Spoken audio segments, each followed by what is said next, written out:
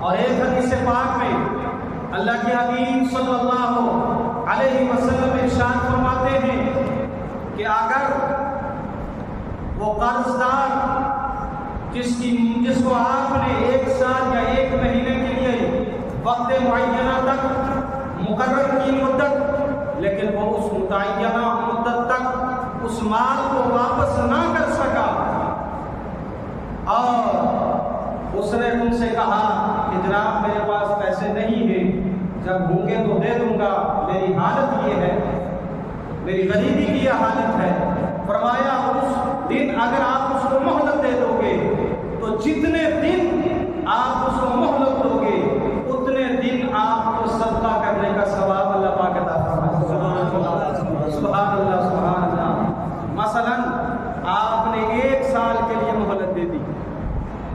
تو 1 سال تک آپ کو 1 لاکھ روپیہ جو آپ نے قرضہ دیا تھا، 1 لاکھ روپیہ قرضہ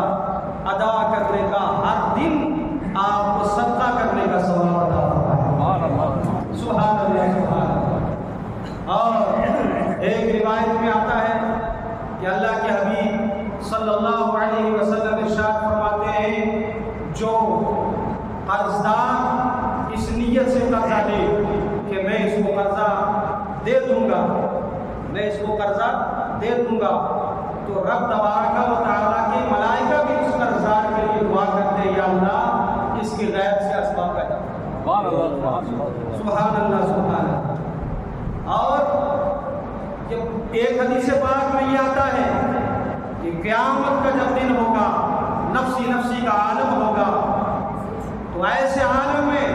جس بندے نے قرضدار کو مہلت دی ہوگی یا قرضہ معاف کر دیا ہوگا تو اس دن کوئی سایہ نہ ہوگا، رب تبارک و تعالیٰ اپنے عرش کا سایہ اس کو نصیب فرمائے گا۔ اور بخاری اور مسلم کی متفق علیہ حدیث پاک ہے، نبی کریم صلی اللہ علیہ وسلم نے ایک شخص کا ذکر فرمایا، ارشاد فرمایا کہ ایک شخص تھا، بڑا مالدار تھا، اس نے اپنے دربان سے یہ کہہ دیا تھا کہ میرے دربار میں اگر کوئی حاجت مند مسلمان قرضہ کے لیے آئے، لیکن حاجت مند کی قید لگائی، آج تو بغیر حاجت والے بھی قرضہ لے لیتے ہیں، حاجت مند ضرورت مند اگر قرضہ کے لیے آئے تو کبھی بھی اس کو خالی نہ لوٹانا، اس کو قرضہ دے دینا، اور جس مدت تک اس نے وعدہ کیا ہے اگر اس مدت تک ادا کر سکے تو ٹھیک ہے، اور اگر نہ کر سکے تو دیکھ لینا، اس کی تحقیق کرنا کہ واقعی یہ غریب ہے یا نہیں، اگر غریب ہے تو تم اس کو مہلت دے دینا تاکہ رب تبارک و تعالیٰ مجھ پر آسانیاں پیدا فرمائے۔ فرمایا جب اس شخص کا انتقال ہوا تو وہ شخص کسی نے خواب میں دیکھا کہ وہ جنت کی باغوں میں ٹہل رہا ہے، پوچھا تیری کون سی ادا رب تبارک و تعالیٰ کی بارگاہ میں مقبول ہوئی اور تجھے یہ انعام ملا؟ اس نے کہا میں لوگوں کو قرضے اس نیت کو دیا کرتا تھا کہ اگر کوئی تنگدست ہے تو میں اس کو آسانی کا دیا کرتا تھا، اور بعض لوگوں کو بالکل معاف بھی کر دیا کرتا تھا اس نیت سے تاکہ رب تبارک و تعالیٰ مجھے معاف کر دے۔ تو رب تبارک و تعالیٰ کو یہ ادا اتنی پسند آئی کہ اس معاف کرنے کے صدقے میں اللہ نے مجھے معاف کر دیا۔ سبحان اللہ سبحان اللہ۔ اور یہ تو قرض دینے کے فضائل تھے کہ جو قرض دے اور قرض معاف کر دے اس کے لیے اجر ہے، اور آپ کو سنیں جو لوگ قرضہ لیتے ہیں بلا ضرورت اور وہ ادائی نہیں کرتے جبکہ ان کے پاس مال بھی ہوتا ہے، حدیث پاک میں آتا ہے کہ اللہ کے نبی صلی اللہ علیہ وسلم اس غریب مسلمان کی نماز جنازہ نہیں پڑھاتے تھے جس کے اوپر قرضہ ہو اور وہ دنیا سے چلا گیا ہو اور اس نے مال نہ چھوڑا۔ وجہ ہے حضور فرماتے صحابہ سے جاؤ تم نماز جنازہ پڑھو، لیکن میں اس کی نماز جنازہ نہیں پڑھوں گا، اس لیے سختی فرمائی کہ تاکہ میری امت کو پتہ چلے کہ جہاں تک تم سے ہو سکے قرضے سے بچو،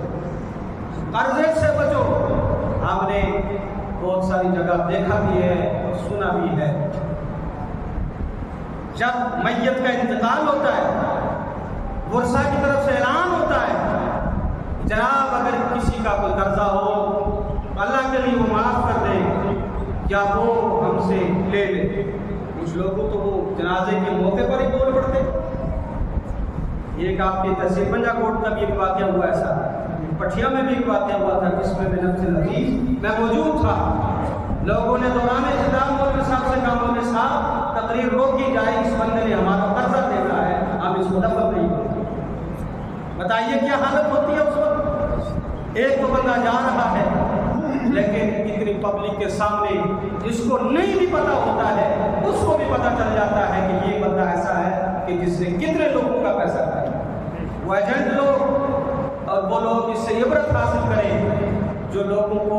اس بہانے سے کہتے ہیں ہم آپ کو کویت کا ویزا دیں گے, ہم آپ کو سعودیہ کا ویزا دیں گے, ہم آپ کو فارن کا ویزا دیں گے. لوگوں سے 50,000 لاکھ 2 لاکھ آ گئے لیکن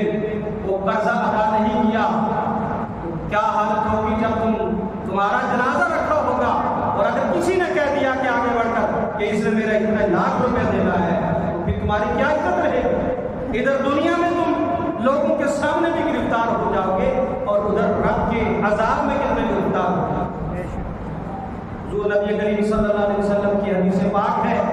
آقا علیہ السلام نے ارشاد فرمایا کہ اللہ تعالی شہید کو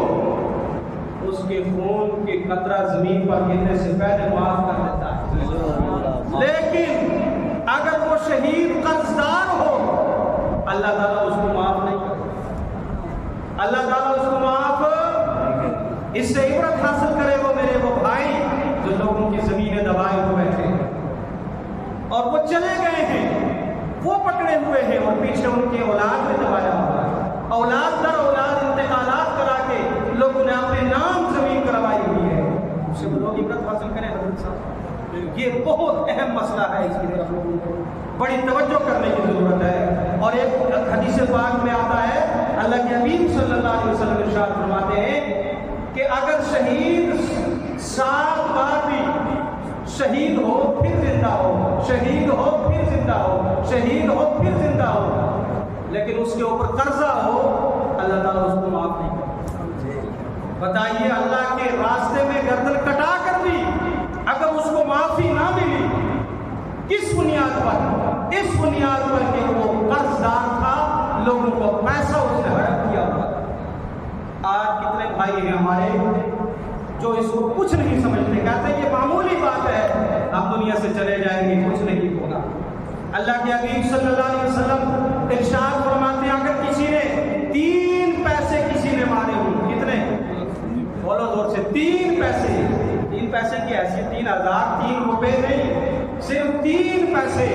تو اس کو 700 سال کی نمازیں اس کو سلا کریں. 700 سال عمر ہی نہیں ہے, تو پھر وہ نمازیں آپ کو دینی پڑیں گی اس شخص کو کہ جس کی آپ نے زمین دبائی ہے, جس کا پیسہ کیا. اور ایک روایت میں آتا ہے اللہ کے حبیب صلی اللہ علیہ وسلم کا فرمان عالی شان ہے کہ جو بندہ لوگوں سے قرض لیتا ہے, لوگوں سے پیسے لیتا ہے, پھر اس کو واپس نہیں کرتا, زمین دبا لیتا ہے اور پھر وہ دنیا سے چلا جائے گا, قیامت کے دن اس قرض خواہ کی جس کا اس نے قرضہ دینا ہے, جس کی زمین دبائی ہوئی ہے, اس کے سارے گناہ اس شخص پر ڈال دیے جائیں گے اور اس کی جو بھی نیکیاں ہوں گی, کہیں رمضان شریف میں نماز پڑھی ہوگی, کہیں جمعے میں نماز پڑھی ہوگی, کہیں مسجد میں دیا ہوگا, مدرسے میں دیا ہوگا, علماء کی خدمت کی ہوگی, فرمایا وہ ساری نیکیاں اس کو دے دی جائیں گی. وہ چلتا ہے, اس وقت کیا حالت ہوگی بتائیے. ہاتھ خالی جا رہا ہے, دنیا سے بھی خالی جا رہا ہے, اور آخرت میں جو کچھ پونجی خرچ تھا تمہارے پاس وہ سارا کا سارا لوٹا کر تمہارے قرض خواہ کو دے دیا جائے. ایسے حالت میں ہم کیا کریں؟ لہذا ان روایات سے وہ لوگ عبرت حاصل کریں جو اتنا قرض لے لیتے ہیں کہ وہ اس کو مکانے کی طاقت نہیں رکھتے ہیں یہاں تک کہ دنیا سے چلے جاتے ہیں. اور اگر دنیا سے چلے گئے کیا تمہیں میدان محشر میں تو حساب دینا پڑے گا؟ کیا تمہیں قبر میں بھی چھٹکارا ملے گا؟ نہیں. سنو, اس تعلق سے روایت ہے اللہ کے حبیب صلی اللہ علیہ وسلم ارشاد فرماتے ہیں کہ جب بندہ انتقال کرتا ہے اور اگر اس کے اوپر قرضہ ہو، جب تک ورثاء وہ قرضہ ادا نہیں کرتے تب تک وہ عذاب الہی میں گرفتار رہتا ہے۔ بولیے یہ جڑے سنتے رہے بھی سن، اگر نہیں سننے تو میرا کوئی قصور نہیں۔ یاد رکھیں بہت اہم مسائل ہیں جن کی طرف ہمیں توجہ کرنے کی اہم ضرورت ہے۔ کچھ تو ایسے ہیں قرآن پاک نے کہا وَأَن تَصَدَّقُوا خَيْرٌ لَكُمْ إِن كُنتُمْ تَعْلَمُونَ۔ اگر وہ قرضدار تھا، بیچارہ مفلس تھا، وہ ادا نہ کر سکا اور دنیا سے چلا گیا، اگر تمہیں اللہ نے مال و دولت طاقت عطا فرمائی ہے تم اللہ کی رضا کے لیے